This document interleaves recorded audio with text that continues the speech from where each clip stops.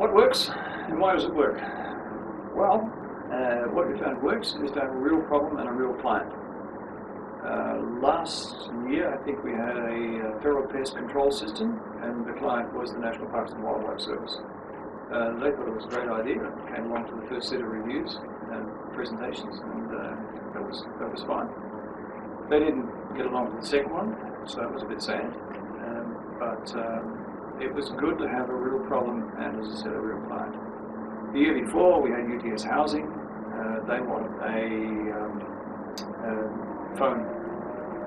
iPhone-based maintenance request system, and we developed that. That was good, very welcome. But it was good to have a real problem. This year, we have the Faculty of Engineering and IT Marketing Division runs a lot of events, and some of these events have a number of activities, and they need people to carry out those activities. Now, recruiting volunteers, allocating volunteers, reminding volunteers when they're to turn up, and keeping track of them is something that is not done in the existing event planning system.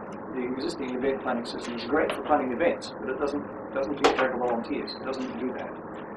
Similarly, there isn't an easy way for people who want to volunteer to actually know what's available and what to volunteer for.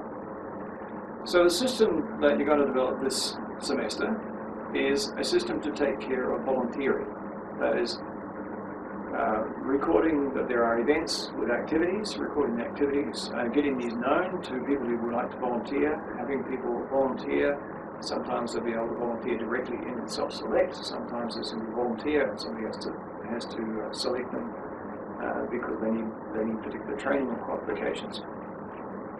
But getting people allocated to jobs, sending reminders to people to say turn up. Giving out reports. I mean, as a volunteer, I want to know, well, what have I volunteered for? If I was running an event, I'd want to know what the current state of my event is, how many volunteers have I got, where am I missing any? And one of the important reports is students would like a record of, or a report of all of the activities they volunteered for over the entirety of their stay at UTS, because this can be included on their transcript, and it can form part of their resume. And I believe, I'm told that there are a couple of subjects where these things count as well. So having some verifiable history of what a student has done, volunteered, the jobs they've done, is a useful thing to do. So that's the problem. The description will be in the case study, which will be up on UTS Online. It very much is discovery-based learning. As I said before, you'll put there on your own. We can't and won't tell you. We won't give you lessons in how to do all this. There's too many lessons to do. Besides, that's not what industry does. So, for a large part, you're left to go and discover how to do something.